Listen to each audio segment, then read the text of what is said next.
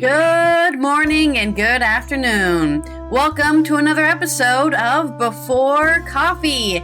It is Wacky and Weird Wednesday as we cover the wacky and weird stories that have been going on from last Wednesday to this week, because humanity is always surprising in what they can accomplish, especially when they involve animals. I'm not sure if we have any. We do have an animal-related story. We have one animal-related story, of course, which we previewed last time, and some kind of animal-related news from me as well. Because animals are also wacky and weird when they interact with us humans. This is Before Coffee, the comprehensive news of Planet Earth podcast, where we look up our stories 10 to 15 minutes before we've started, and we haven't had any caffeine. Let's go ahead and weird our wacky and weird stories and these headlines. Today on Before Coffee, top chef beaten to death by monster near Notting Hill Carnival, court told. And hunters go head-to-head in Germany's deer calling championship. This is Roger from the United States, where we asked a question: save the parasites? Squirty umbrellas, big buttons, and pineapple hats. My day at London's annual clown church service. And a fossil hunter discovers a 66 million year old vomit in Denmark. And Scotland won't be banning cats. My most sincere apologies to all the people who may have been offended when Oscar campaigns implode. And it's National Weather Person's Day and also National Shower with a Friend Day. So if you shower with a weather person, you're doing right by us on February 5th, 2025 on Before Coffee.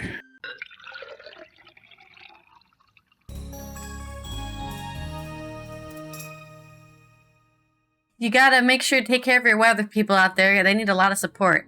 I actually heard a little drama that's happening in Korea where this weather person was bullied so badly by the other weather people they took their own life. But that's normal in Korea. Korea has a huge bullying culture for some reason that they think is normal and healthy. Yep. They think it's totally fine to just bully people to death. And no wonder they're having a population problem. Bunch of Trump acolytes. Well, speaking of death, somebody was beaten to death in Notting Hill Carnival, and that's the weird oddity about this, just how humanity sometimes can just be like, wow, not be very human at all. This is from Emily Pennink on The Independent. A self-confessed monster beat a top chef near Notting Hill Carnival, then left him dying in the street to go clubbing, the chorus heard. And that's the weird part about the story. Omar Wilson, 31, punched and kicked Musi Mnetu, 41, during a row outside a Dr. Power restaurant in Queensway, West London, on the evening of last August 26th, the Old Bailey was told. Mr. Mnetu, who had previously worked under chefs like Gordon Ramsay and Marcus Waring, was said to have been heavily intoxicated during the incident. Prosecutor Jacob Hallman, KC, told jurors, at the end of the altercation, Mr. Mnetu was dying on the ground and the defendant left him and clubbing in the Ministry of Sound. In the aftermath, Wilson allegedly told an associate that he crossed the line. Yeah, somebody died here. The defendant had, by that point, struck him to his head more than a dozen times. Mr. Mnetu had struck the defendant not once. So it wasn't really a fight if you just beat him to death. Prosecutor Jacob Hellman, KC, said in a message, "There is a monster in me, man. It's just like sometimes it comes out." Okay, well that's not really a good defense. Oh, actually I'm possessed by a monster. Ramsay. Yeah. He said he worked for Gordon Ramsay. That guy's a bully, so maybe it just rubbed off on him. No, the guy who died worked for Gordon Ramsay. Oh, and he didn't hurt anyone. All right. So, yeah. No, I heard you. This is just some other guy. I don't think Omar Wilson is even a chef. He's just like a guy who got like maybe he's like, you baked my steak medium rare and I wanted it well done, so you beat the chef to death. That's what it sounds like. That's how weird this guy is. That he's a drunk idiot. They have not indicated. I haven't read yet in the article what the meaning of the row was, but sorry, carry on. His defense is that he's a monster. He has a monster inside of him, so it's not his fault. It's the inner monster. I think I've messed up now. I've messed up. Everything's it's okay, finished. Man. Yeah, you have messed up. You killed somebody. I'll forgive it. That's how the carnival was going, he replied. Can't lie, I did the hand sting, and I think it's a manslaughter, jurors heard. I don't know if it's a manslaughter if you just abandon somebody to death. The violent incident was caught on CCTV and began when Wilson approached Mr. Mnetu and headbutted him. Okay, but why? About a minute later, Wilson punched Mr. Mnetu 5 times in the head, causing him to fall to the floor. Wilson continued to punch repeatedly as his hands and knees, then proceeded to kick him in the head. I think, hit his head enough, dude. Mr. Hallam said the defendant had, by that point, struck him to his head more than a dozen times. Mr. Mnetu had struck the defendant not once. As the nearby police moved to help Mr. Mnetu, Wilson walked away, having dropped his sunglasses and the keys at scene, jurors were told. Mr. Mnetu, who worked at the arts club, was taken to the hospital and died 4 days later, never having regained consciousness, juries heard. Following his arrest in late August 28th, Wilson told police he had struck the victim in self-defense. From what? Bad words? He claimed Mr. Mnetu was behaving erratically, harassing girls, and had a bottle. On being shown a CCTV of Mr. Mnetu being assaulted on the ground, Wilson said, "Seems excessive now. Watching it was fucking disgusting," jurors were told. Wilson of Napier Road, Leystone, East London, has denied any murder. The Old Bailey trial before Judge Philip Katz KC was adjourned until, today. So, that's your story on people being actual monsters and trying to use that as defense, which you can't. And maybe just punch one person. I think the headbutt was enough. You didn't need to punch him repeatedly in the head. And any news for anybody out there, hopefully you never get into a physical altercation, but the head... This is why we have prisons, to keep people like that locked up. Yeah. Not to, it's okay if you're a monster once in a while. Go on. You can be a monster in prison, I guess. In more head news, terrible segue, but hunters are going head-to-head in Germany in a deer calling championship. This is on Euronews. In a tradition steeped in centuries of history, German hunters gathered to showcase their skill at imitating the bellow of a stag in a fiercely competitive national calling contest. German National Stag Calling Championship took place last Friday at the Jagdhund Trade Fair in Dortmund, where hunters vied for the coveted title by mimicking the sound of a bellowing red deer. Have you heard of a bellowing red deer before? I haven't. I should have brought a sound sample.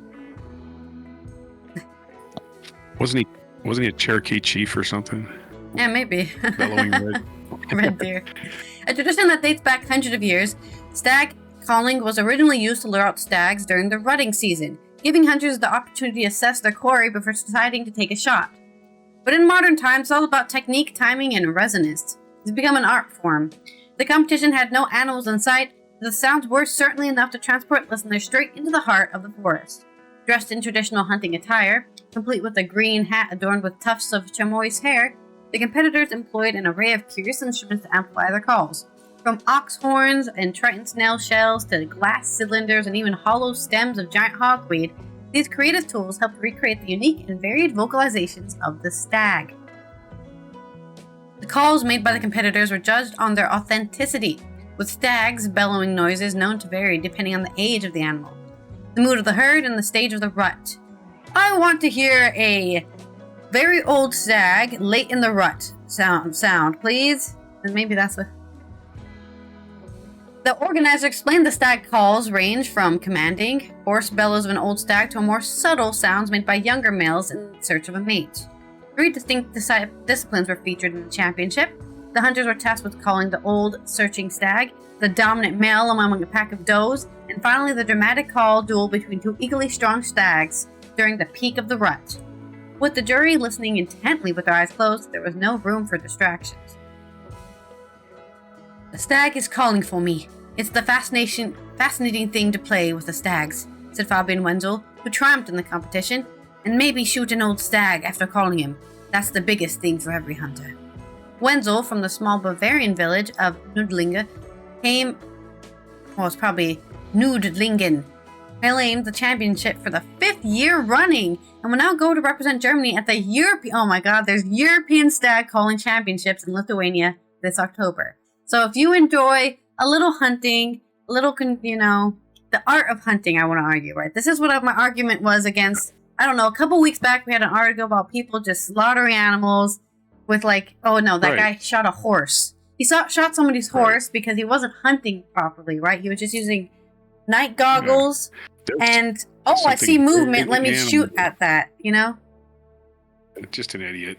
Yep. But this is actual hunting, right? This is the art of hunting where you do a call, you look at your prey, you say, oh, I want that one. You know, you set up your shot. You don't just shoot wildly into the bushes and hope you hit something that you can eat. Or maybe not eat. Maybe you just... quarry has a fighting chance. Yep. Hopefully. Yep. No, I definitely like hunters. This is the kind of hunting that should be celebrated. And hunters, and very many hunters are naturalists, believe it or not. You have to thin the herd. And I've seen many videos of hunters saving giant animals that they would have killed for a trophy. But hey, that thing's suffering. Let's save it. And, you know, they'll come out 2 weeks later and shoot it. But at least they saved it, right? I don't know. Hunting isn't bad. No, hunting is required, but you have to do it in a place that's needed. And there's definitely people who are, like we were talking about with the fox hunting that they're trying to bring back in the UK. Yeah, that's just stupid. Foxes. That's just killing part. Foxes are just annoying, right? They pee on your garden and they make your garden smell. Mm-hmm. So you should kill them all. That's the argument from a lot of people in the UK, you know? You should eradicate them. And they already killed off all their wolves, which we talked about yesterday, so... Right.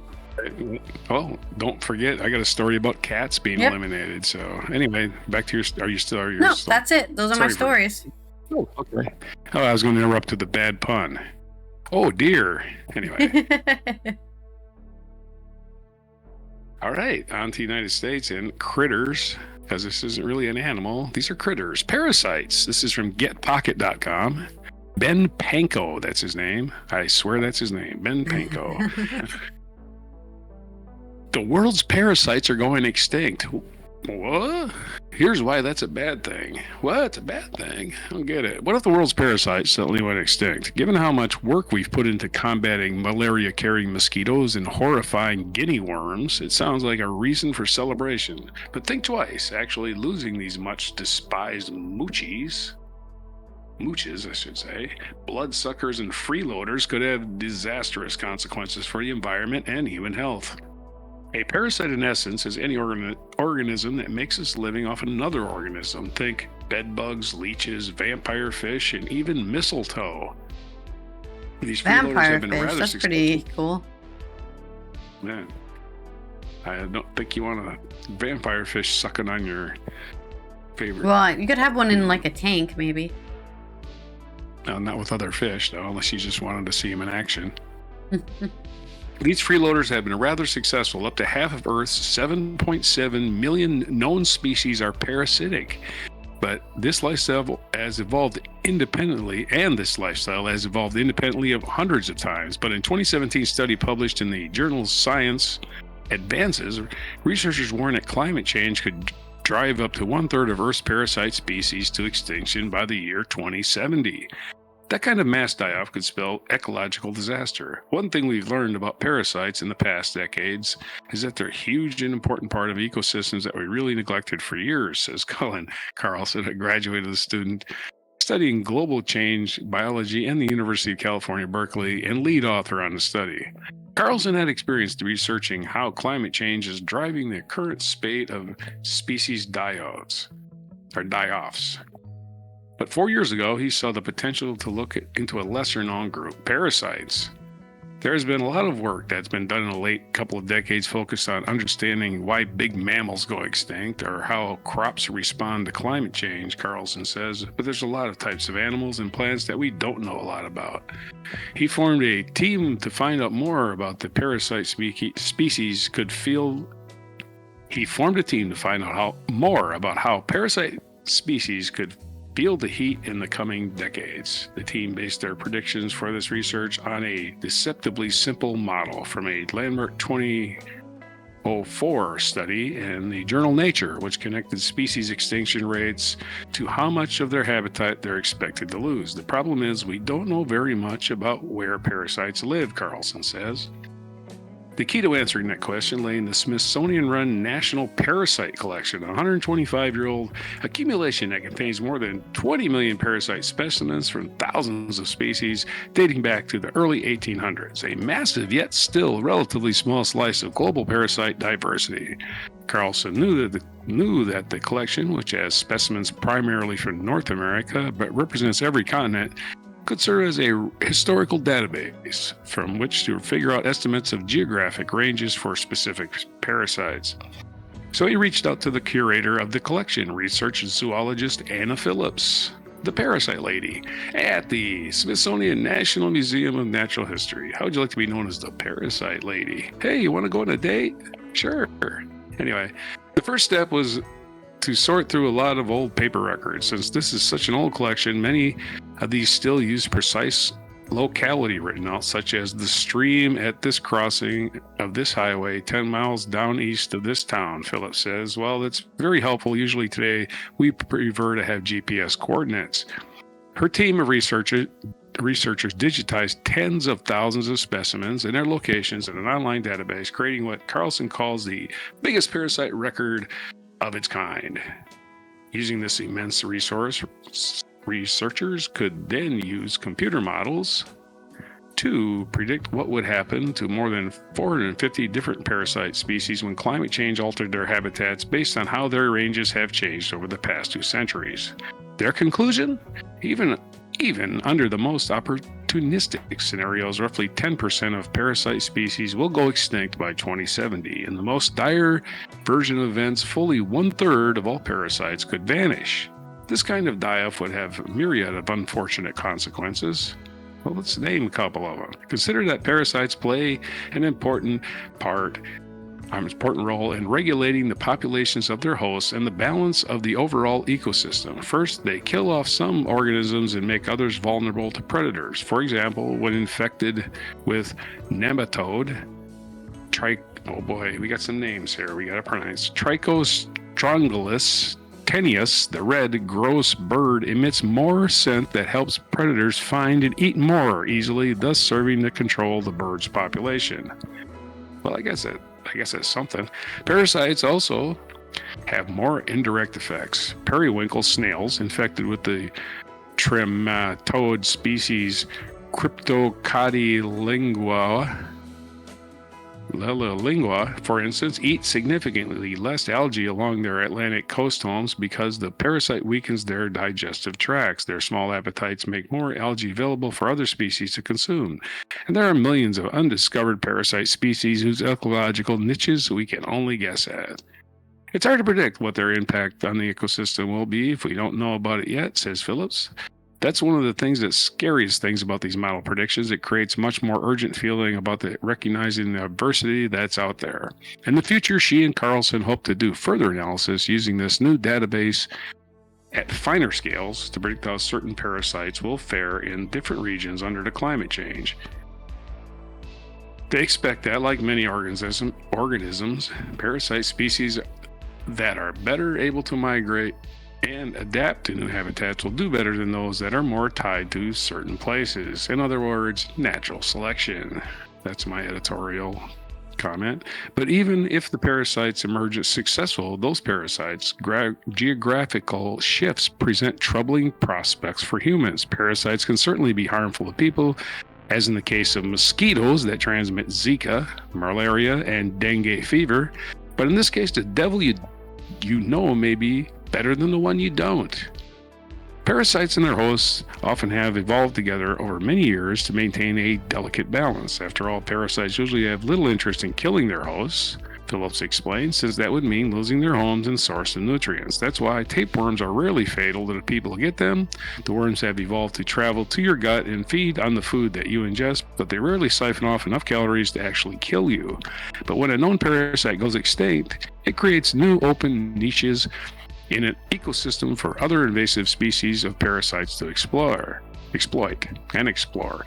That can create opportunities for new encounters between parasites and hosts that aren't familiar with each other and haven't yet developed that non-lethal relationship. In 2014, for instance, a tapeworm species foreign to humans was found in a man's brain in China. And no, it wasn't Bobby Kennedy Jr.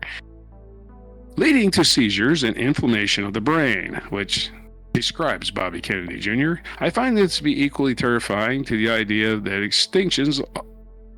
I find that to be equally terrifying to the idea of the extinctions alone, Philip says.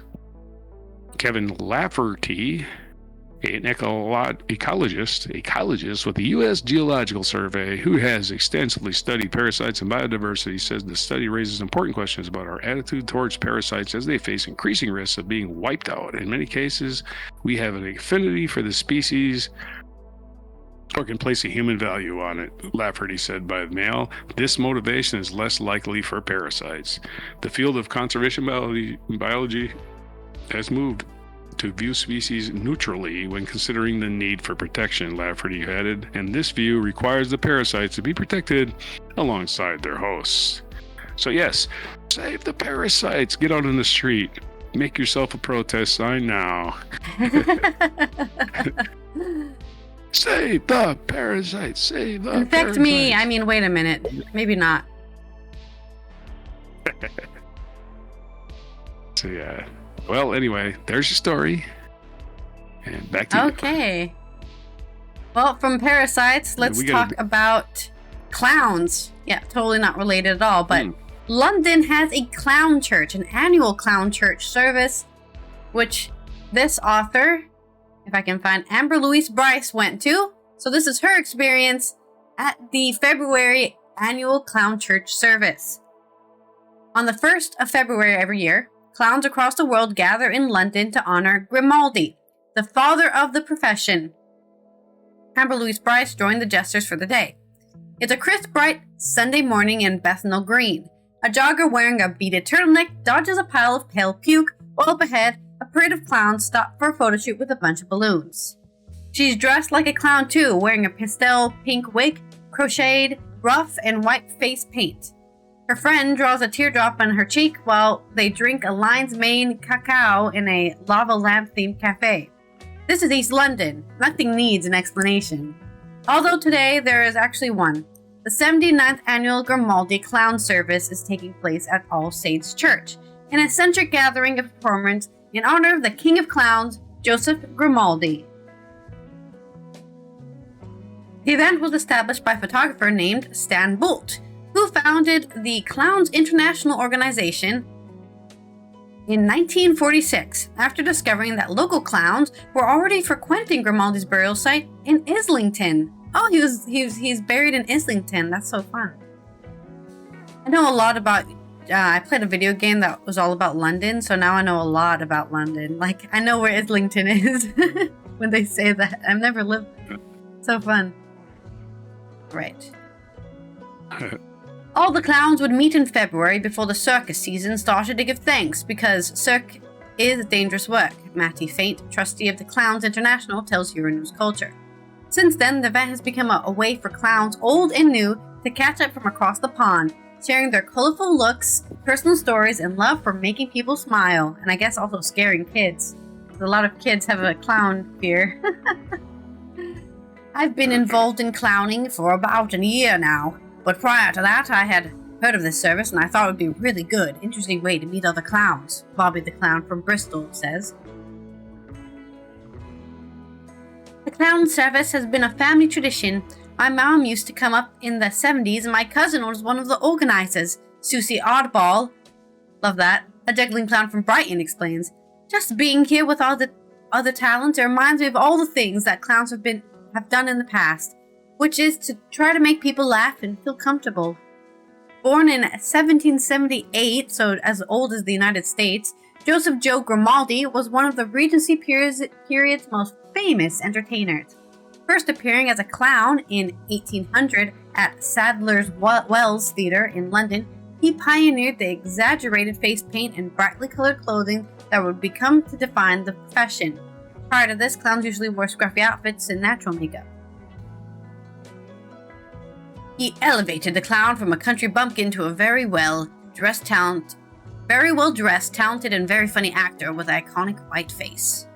After touring Europe, Grimaldi's energetic lifestyle began to take a toll on his body, leading to depression and various physical ailments. He died in 1837, after completing the final chapter of his memoirs that Charles Dickens would later edit. Wow, he was so famous, Charles Dickens was his editor. These featured the following quote, now printed on the back of Grimaldi's services pamphlet. "Life is a game we are bound to play. The wise enjoy it, fools grow sick of it. Losers, we find, have the stakes to pay, that winners may laugh, for that's the trick of it." There's your wisdom from a clown, Grimaldi the clown. The service begins with a congregation of Sorry? Did they all get there in the same car? I think they all enter. That's what they're about to say, yeah. They all enter in the same car. The service begins with a congregation of clowns entering the church to Lord of the Dance. One tapping pews with a giant squishy hammer, others carrying crosses made from balloons. That's so cute. So much color and silliness filling what is traditionally a solemn and rule-governed space feels like the perfect encapsulation of clowning, a way to inflate all of one's life's seriousness into the absurd. Throughout there are various readings, songs, and moving moments in which candles are lit for clowns from the community that have passed away. It's also real in a childlike way, the world through the lens of pure fun and inquisitiveness. These are noticeable traits in everyone Amber meets, a complete abandon of societal norms, and focus instead on embracing goofiness and making magic from the mundane. One day there was an iron in the bin, so I took it out as a rescue iron. I just dragged him around. He's been with me ever since. Now I have to take it everywhere. I even got a tattoo of him. Tweety, a 50-year-old clown from Stroud, tells Amber. It's just about having fun and bringing joy and being mischievous. You get away with being so much being a clown, it's great. You can be really naughty. It's just like being a kid again. It's like not growing up. Another clown named Mr. Pineapple Head has made the tropical fruit his thing, wearing a spectacular spinning hat. It was an identity inspired many decades ago by visiting fruit and veg market. I was holding a pineapple and there was a silhouette of my dreadlocks poking out of my head, the pineapple in symmetry, and everything was laughing. Everyone was laughing, and it was this moment of Mr. Pineapple explains, adding, I got a haircut 10 years later. You know, you move on to different things in life, but I stuck with the pineapple theme and made a series of hats.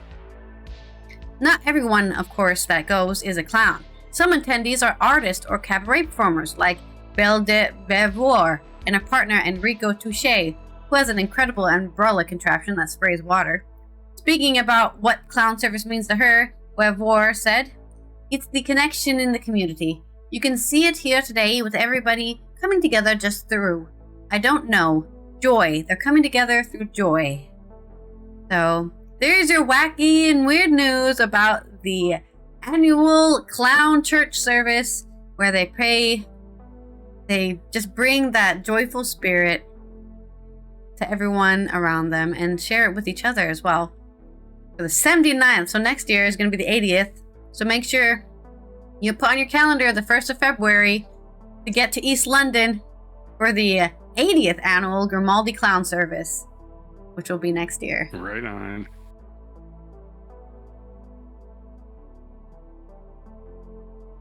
All right, I guess it's my story then. Yep. All right, I sent you a film clip. Yeah, maybe we ought to do the wheel of segues. Maybe I'll just doctor that up. I'll do it on Friday. The wheel of segues. I've got some ideas to, change the show. All right, so we're gonna go on to more weird news, and this is in Scotland. Cats. This is from AP Everyone News. loves cats. Well, Cats most people won't like cats. be banned.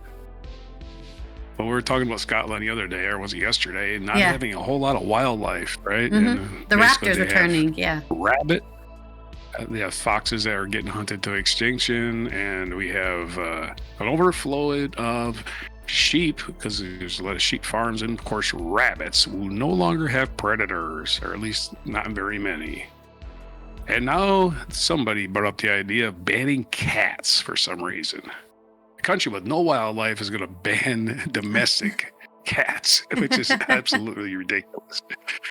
Anyway, this won't be happening anyway. Cats won't be banned in Scotland. This is from AP News, as I said. The Scottish government wants everyone to know it does not plan to ban cats.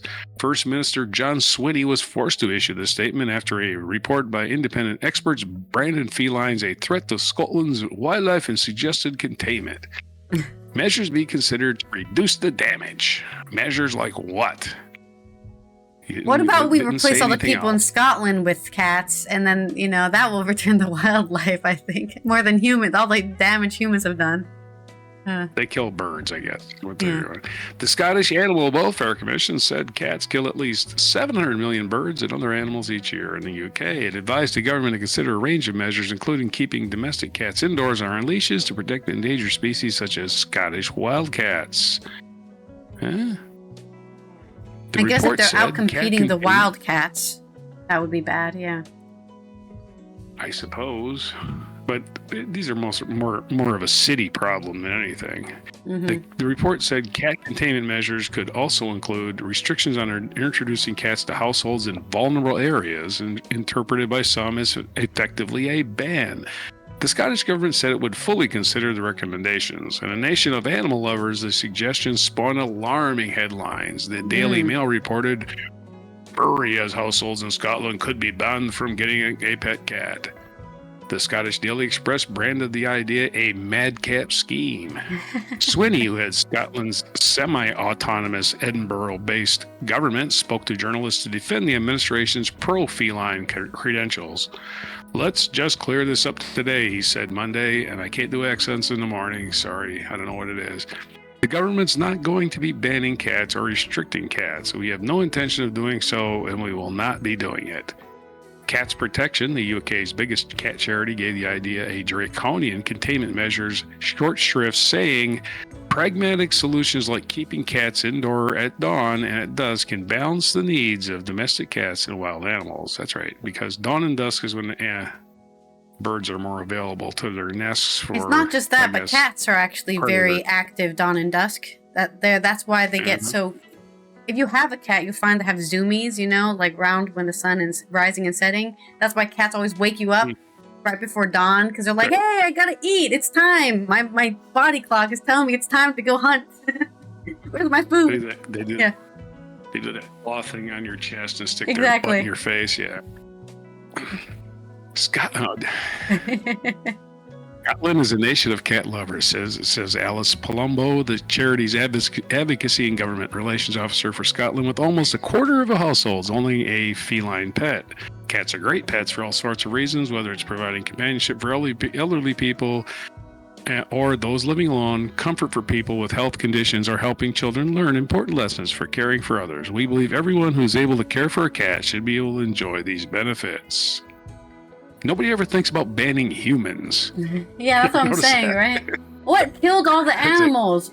Humans. Humans. Like 9 out of 10 times. It was the humans, guys. We can't ban fossil fuels, but we're banning cats, by golly. Anyway, other stories today. This is a little bit longer. This is from the SmithsonianMag.com. Fossil hunter discovers 66 million year old vomit in Denmark, offering a clue to the Cretaceous food chain.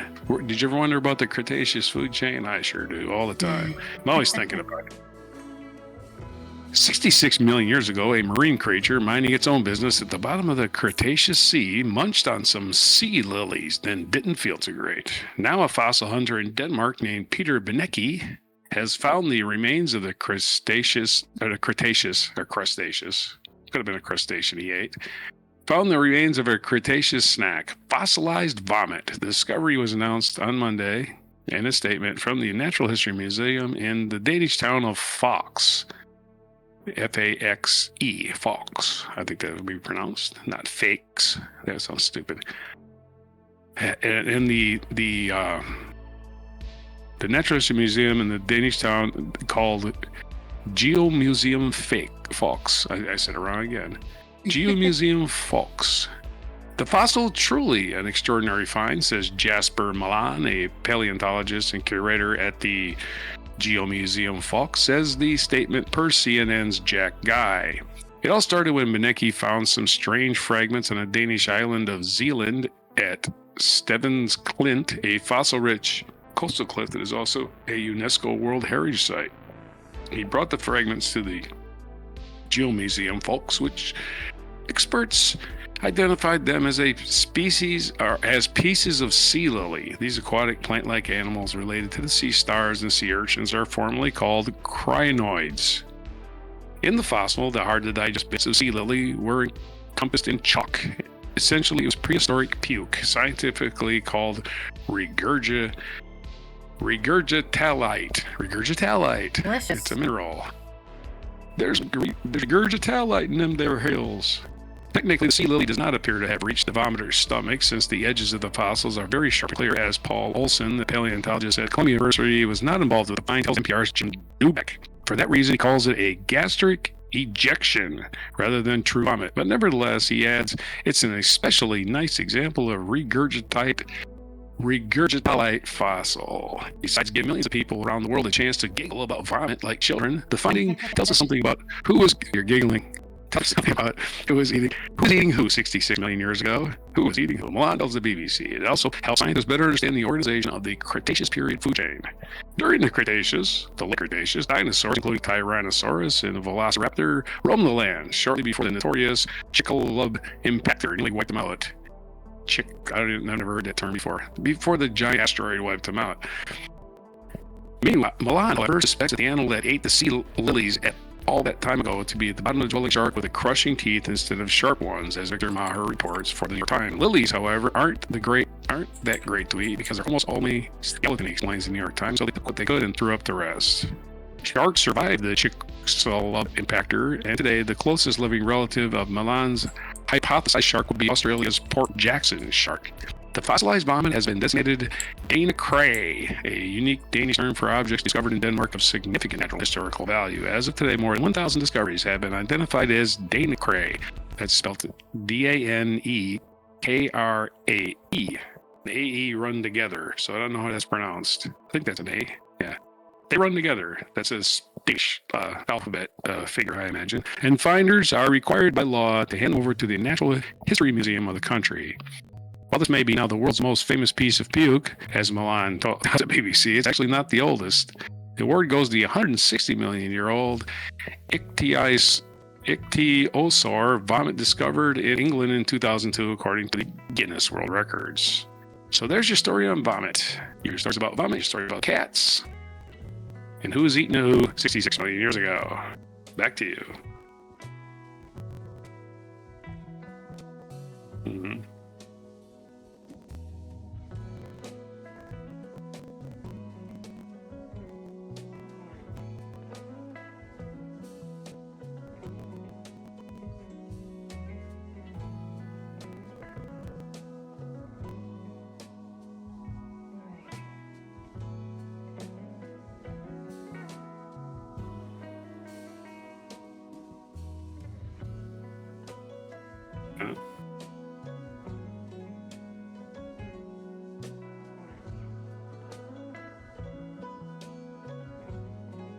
The last word. They get the last word.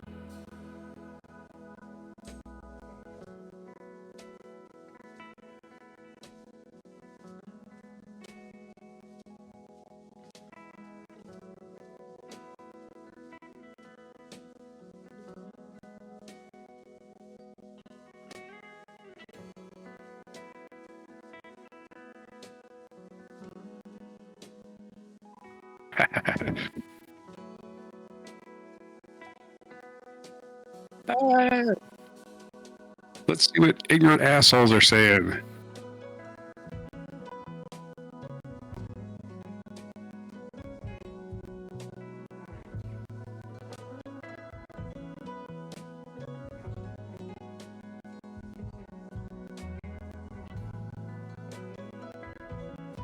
Ooh,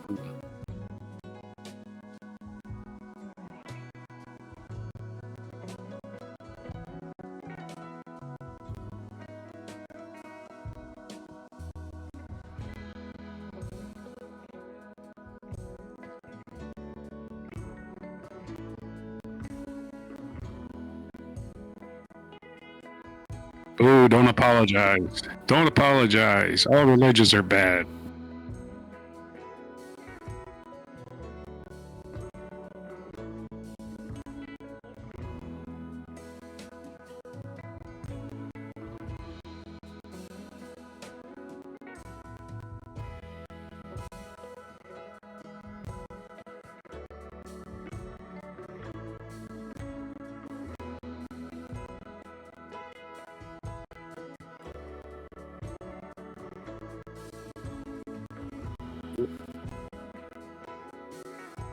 Selective outrage. Selective outrage about a movie, by the way. It's a movie. It's art. It's not something that... Oh, wow. I wasn't muted, was I? We both were, huh?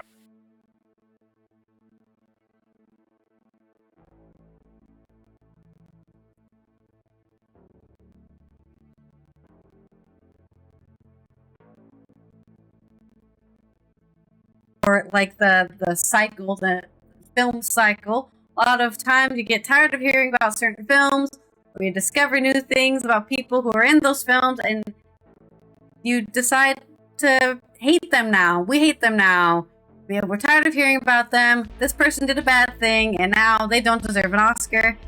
So that is what we're covering here on Andrew Pulver on The Guardian's article of 6 times, I guess, an Oscar campaign imploded.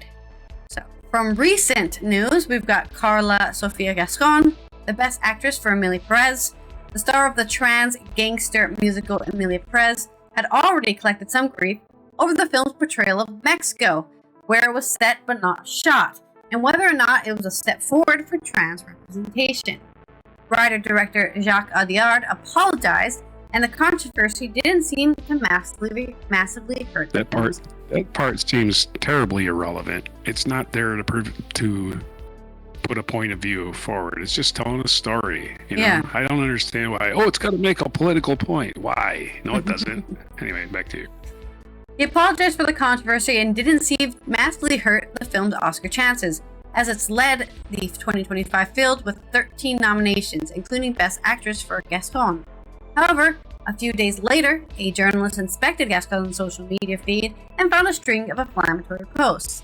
Because this journalist didn't have anything better to do on their hands, so they decided to go searching through the entire social media history of one person so they could find them saying terrible things, including one that described Islam as a hotbed for infection for humanity that urgently needs to be cured. Come on, man. Last week was Interfaith Community Day. Or actually, no, we're still doing it. It's until the 7th. We're supposed to be celebrating our interfaith community, not saying Islam is a hotbed. Anyways, Gascon has since been on a contrition tour, including a tearful hour-long interview with CNN in which he declared, "My most sincere apologies to all people who may have felt offended by the ways I expressed myself in the past, in my present, and in my future.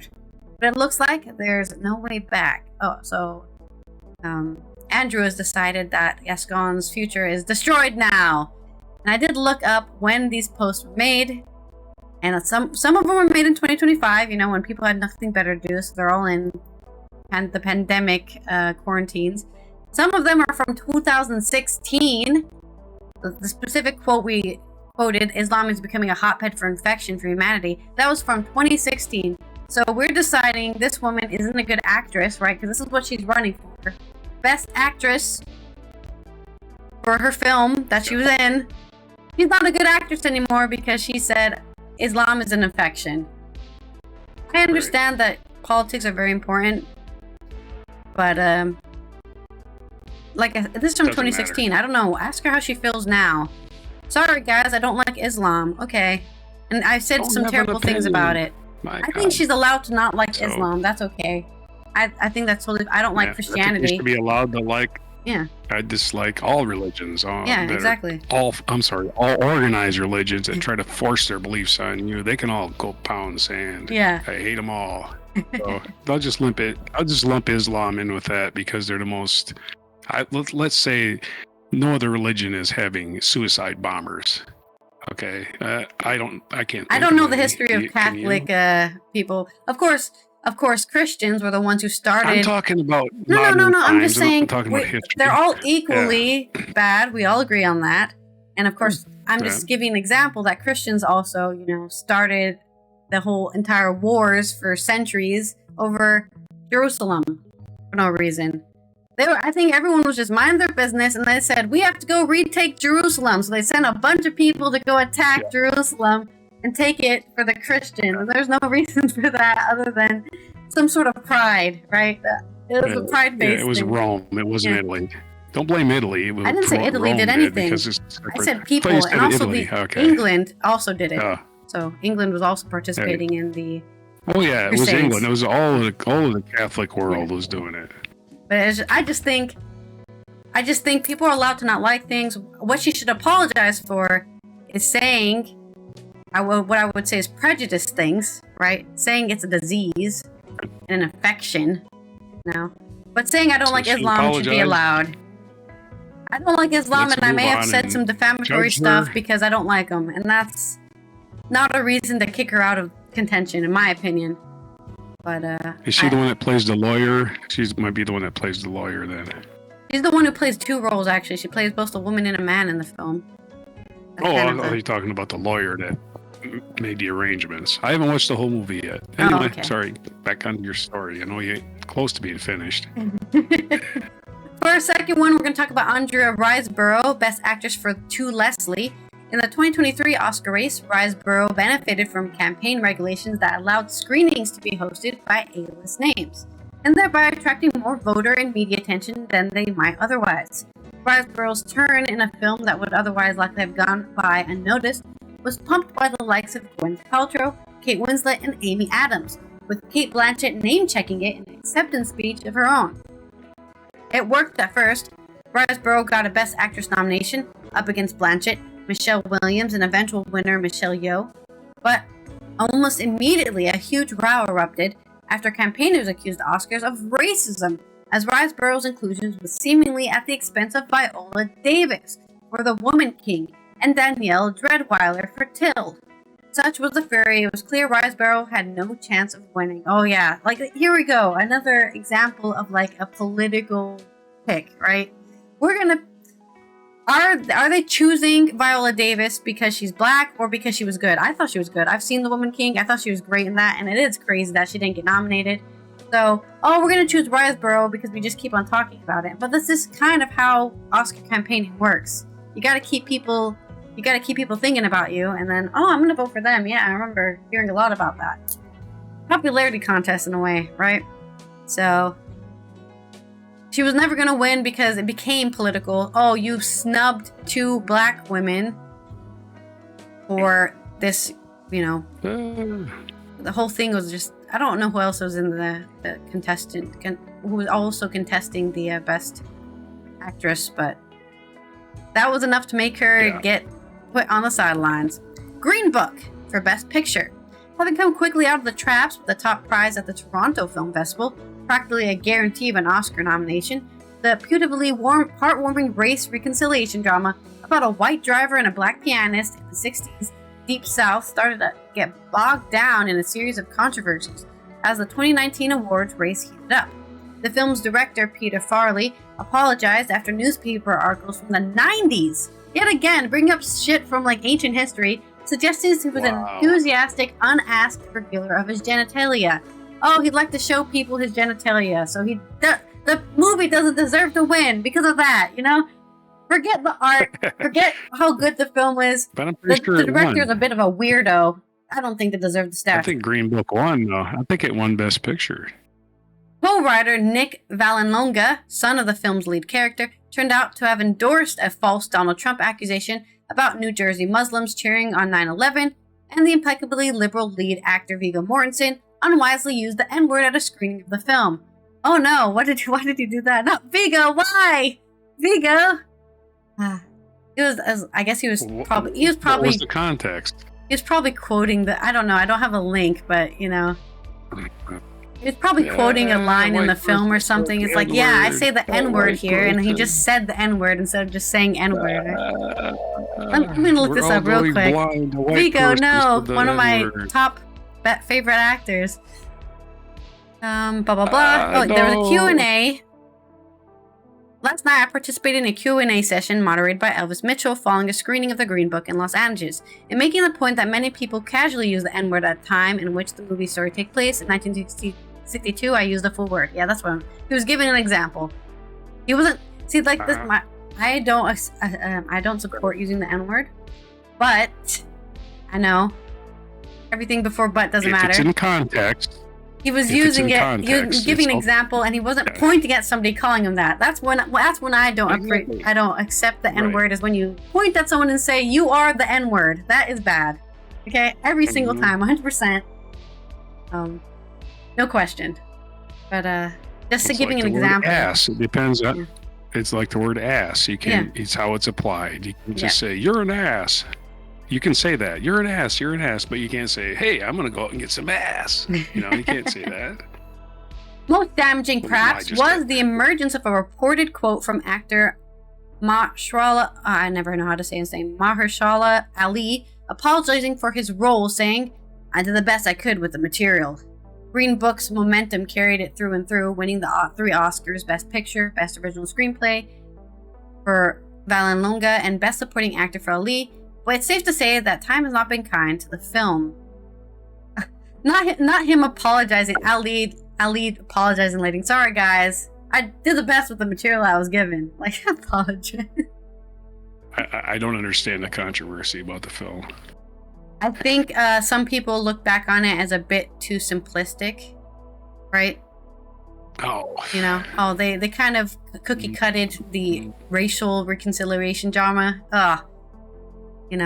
It's like what I was saying earlier about films about the Holocaust. There's people out there who make a film about a Holocaust because they know it'll win, because it usually does. It's the same thing with a race reconciliation film, especially in America, right? That will win an award. Oh yeah, it reminds us that we're all human and that our color of our skin doesn't matter. It makes me feel so good. Here's an Oscar. Once again, politics instead of art. Instead of art. Yeah, I agree. Yeah, that's unfortunate. Number 4, we've got Zero Dark 30, Best Picture. Her previous film, The Hurt Locker, having won Best Picture, director Catherine Bigelow was expected to steer this potentially crowd-pleasing film about the hunt for Osama bin Laden to Oscar glory in 2013. I thought it was a great film, but I haven't watched it probably since it came out, so maybe it feels a bit different, in hindsight. In the event, it became a political football, attracting brickbats across the spectrum for its perceived endorsement of torture, allegations it was being used to support President Obama's re-election, and claims of overly close cooperation with the CIA. Relatives of 9/11 victims also complained that the recordings of voicemails were used without permission. The row intensified in January 2013, and without doubt dented the film's prospects. Bigelow didn't make it onto the nomination sheet for Best Director, and the film carried off only one of its 5 nominations for Best Sound Editing. Of course, I don't think Bigelow was ever going to win, even if she got nominated for Best Director. She had just previously won with her previous film. They were like, oh, there you go. We gave you a woman's first Oscar win. They checked that box. Yep. They checked we that box. don't need to nominate a woman for another 20 years. Which is kind of what happened, right? Because the next woman to win, I think they've nominated women since then. But the next woman to win an Oscar. Tiger Woods of directors. I think it was in 2022. It was an Asian, I can't remember her name, but it was an Asian woman. She was the second one to ever win a nomination. From Everything All at Once. Director. Everything All the Time, All at Once, yeah. This is number 5, Martin Scorsese, Best Director for Gangs of New York. In 2003, Harvey Weinstein, which everyone knows who that is, was arguably at the height of his baleful abilities as an industry mover and shaker with legendary powers of campaigning. His company Miramax had already won Oscars for films as varied as Cinema Paradiso, Pulp Fiction, and Shakespeare in Love. Having taken on Scorsese's long-gestating gangster epic, which starred Daniel Day-Lewis and Leonardo DiCaprio, Weinstein saw a golden opportunity to nab a statuette for Scorsese, who at that point had never won the Best Director's Oscar. Miramax arranged for Robert Wise, the universally respected director of The Sound of Music, to publish a fulmessy supportive article in the Los Angeles Times. following it up with a newspaper ad saying, "Two-time Academy Award winner Robert Wise declares Scorsese deserves the Oscar for Gangs of New York." Since it is against the Academy rules for voters to announce who they are voting for, the move attracted immediate disapproval, and even more so when it turns out the article had been written by a campaign consultant working for Miramax. An innocent victim of shenanigans, Scorsese once again fell at the final hurdle, but presumably Weinstein was not upset. Chicago, Miramax's other big film in the race, won 6 Oscars in Best Picture. Man, that's an inter politics, right? We're talking about more macro politics, like black people and women and trans people, anti-Islam rhetoric. This is just like, we're gonna try to play the game inside, and they failed at playing the game, and Scorsese didn't get an Oscar for it because they played the game a little too hard. Finally, our number 6 biggest Oscar fail, I guess, was Chill Wills, Best Supporting Actor for The Alamo. I love his name is Chill Wills. That's great. In 1960, John Wayne made his first official way behind the camera to tell the story of the celebrated 1836 standoff between Texas rebels and the Mexican army. Do people celebrate it? I don't. Well, maybe because I'm from New Mexico, I don't celebrate it. I just think it's a bunch of losers who couldn't let go. It's big in Texas. Yeah, I'm sure they celebrated somewhere. Wayne put on a lot of his own money into it and enthusiastically campaigned for the Oscars, for which it was duly nominated for 7 up against the likes of The Department and Elmer Gantry. However, its chances were largely scuppered by an advert on behalf of Chill Wills, the voice of Francis the Talking Mule, who was up for Best Supporting Actor. The ad read, "We of the Alamo cast are praying harder than the real Texans prayed for their lives in the Alamo, for Chill Wills to win the Oscar." Oscars voters didn't take kindly to the idea that Alamo dead were being enlisted in Wills' efforts, and Wayne took his own advert out, calling it untrue and reprehensible. In the event at the 1961 ceremony, Wills lost to Peter Ustinov. The Alamo lost the apartment, and all got blamed on Wills' agents Bow Wow Wojciechowicz. That's a name. Wojciechowicz. Wojciechowicz. It was probably actually Wayne who is to blame. It looks like, yeah. So they didn't. Chill Wills wanted to win an Oscar, he didn't, and instead, Wayne's hard campaigning killed his chances because he campaigned a little too hard. So there you go. There's your culture.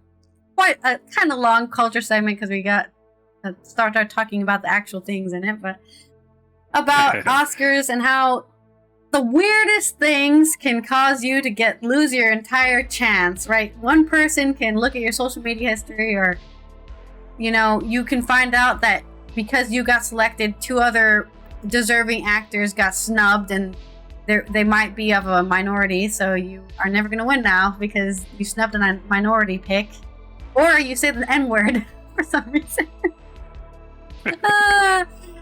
So there's your story, and on to this day in history.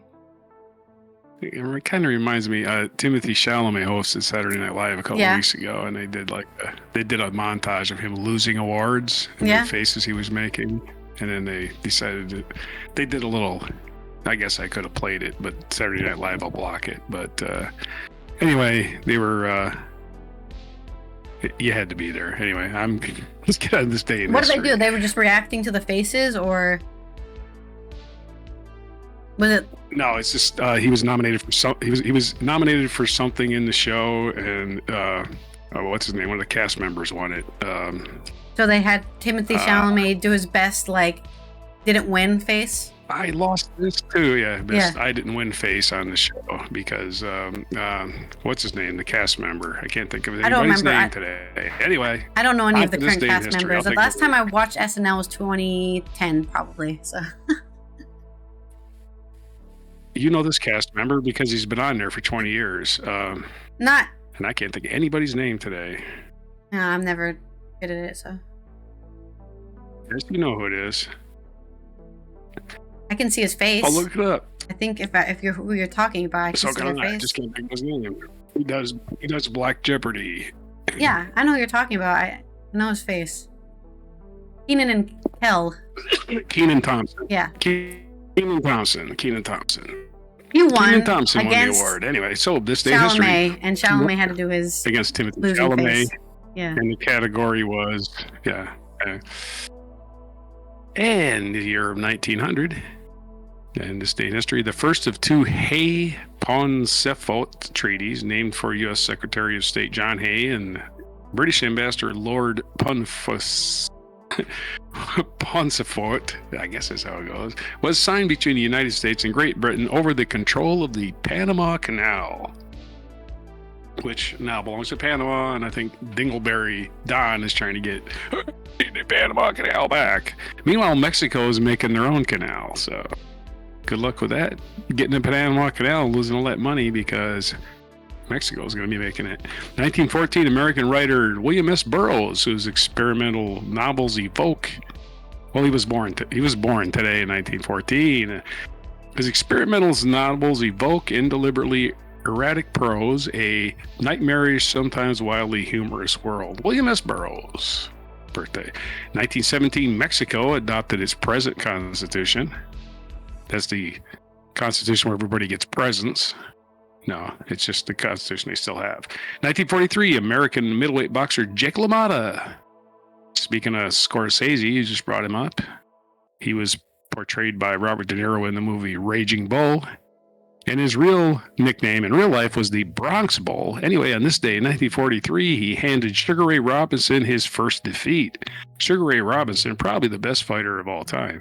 1985, Portuguese football soccer player Cristiano Ronaldo was born in Funchal, Portugal. He's one of the finest forwards of his generation. So happy birthday to Ronaldo, as we all know him. Yeah.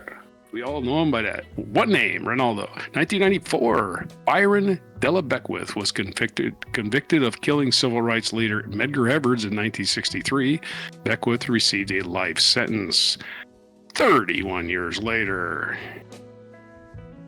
In 2003, U.S. Secretary of State Colin Powell disgraced himself before the United Nations Security Council to present evidence that Iraq possessed prescribed weapons of mass destruction and posed an immediate danger. Of course, in this little blurb, it doesn't say that it was all a lie. It was complete horseshit. They were just trying to manipulate voters in the United Nations to say, oh my God, Saddam Hussein's most dangerous people in the world. 2017, in the first overtime game in Super Bowl history, Tom Brady and the New England Patriots overcame a 25-point deficit to defeat the Atlanta Falcons.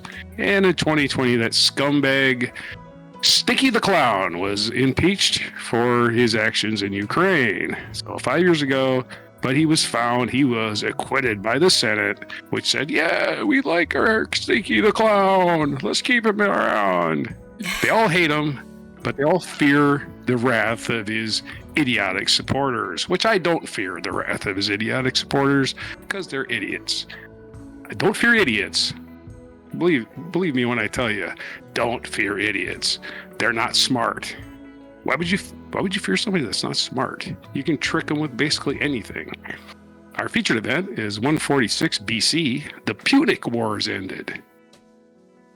The Third Punic War, the last of the three between Rome and Carthage, came to an end on this day in 146 BC, culminating in the final destruction of Carthage, the enslavement of its people, and Roman hegemony over the Mediterranean. Go Rome, go Rome. I don't know. Rome just dominating shit back in 146 BC. Our feature biography is Hammer and Hank Aaron, American baseball player and executive, born February 5th, 1934. He would be 91 today. He died in 2001 at the age of 86 in Atlanta, Georgia. Born in Mobile during Jim Crow, broke Babe Ruth's home run record, his career home run record, and got treated like shit by the city he was doing it in, which is Atlanta, Georgia. Because, oh my God, he's got black skin. People are fucking stupid. Anyway, 1943. Happy birthday to Hammer and Hank, by the way. Hammer and Hank, one of the greats. 1943, Michael Mann's birthday, American director and screenwriter. Charlotte Rampling was born in 1946. She's an English actress. Laura Linney, American actress, born in 1964, turning 61 today. 1985, we just did that, is Ronaldo's birthday. And Brazilian football player Neymar was born in 1992, so he is turning 33 today. And what other days is it today? It's National Weather Person's Day. So weather is always happening and somebody's always reporting on it. So I appreciate them. They're trying to protect you. A lot of them are. A lot of them are just talking heads, but whatever. National Girls and Women in Sports Day is today. And there it is. National Girls and Women in Sports. Girls and women. And so let's make sure we know the difference between those two. Yeah. Right. There's a dividing line in there somewhere. It's 18. That's the dividing line. Well, 18. Okay. It's whether they're legal or not, I guess. Yeah. National Shower with a Friend Day and Shower with a Weather Person's Day, which we brought up. Those are all your days for today. Only those three. February 5th. Geez, I guess there's no food on the menu today. It's oh no! showering. What am I supposed to eat? I plan my entire dinner off of what the national food is today. You can eat a weather person. February 5th, 2025. It's 2525 on Before Showering with a Weather Person. Back to me. Okay. Well, it's also International Day of Human Fraternity on the United Nations observances. We need and perhaps more than ever to recognize the valuable contribution of people of all religions or beliefs to humanity and the contribution that dialogue among all religion groups can make towards an improved awareness and understanding the common values shared by all mankind. That's right, we're continuing this idea that, hey, whatever you believe doesn't fucking matter as long as you remember we're all humans. Furthermore, we must acknowledge that tolerance, pluralistic tradition, and mutual respect and the diversity of religions and beliefs promote human fraternity. So work on your human fraternity today, and honestly, for the rest of your life, continue to build for a culture of peace. This has been Allison here. No religion. Yeah. But the people with no religion. You can have weird beliefs too, like I believe. No. No? No religion is not a belief. It's not a belief. It's like no belief. No, I said and it's belief. The opposite of belief. Oh, okay. I said and belief, not or. Anyways, this has been Allison here from the Netherlands and Roger from the West Coast of the United States as we finish another weird and wacky Wednesday of critters and humans doing weird and wacky things. And I hope you have a good rest of your day. We'll see you tomorrow for Thursday's 13. We're going to list up 13 things that we don't know what the list is yet, so we'll come up with it tomorrow. Don't worry about that. It's going to be a surprise, so make sure you're subscribed. You have the notifications on so you know when we go live. All for the Thursday's 13 list. And here is our mic drop moment. These are the really cool deer sounds we're talking about in my Germany competition here. Yeah. Get ready for the European Championships in October. I think it was October. Sounds like they have indigestion. Yeah, in Lithuania in October is going to be the European competition. That's the noise my gut made this morning before I had to go to the toilet. Yeah, I think I'd be scared if I heard a sound like this and I was walking in the woods. I'd be like, it's time to go home. And look if they are coming, if they are not coming. And he looks too much like Leon Musk, doesn't he? Shoot an old steak. After calling him, it's the biggest thing for everyone. Leon Scum. The guy looks like him. Okay. Don't you think? I thought it looked like his twin brother.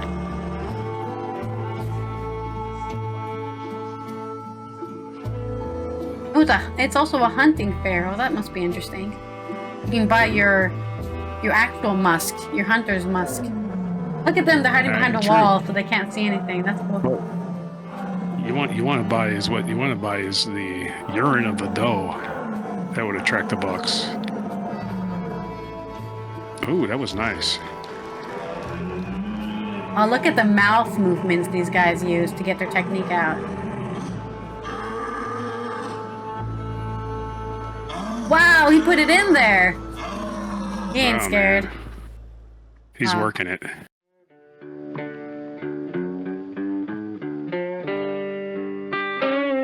Be sure to hit the like, subscribe, and notify buttons, and follow our other channels, Toxic Alley, history of gravy, and scratchy old records.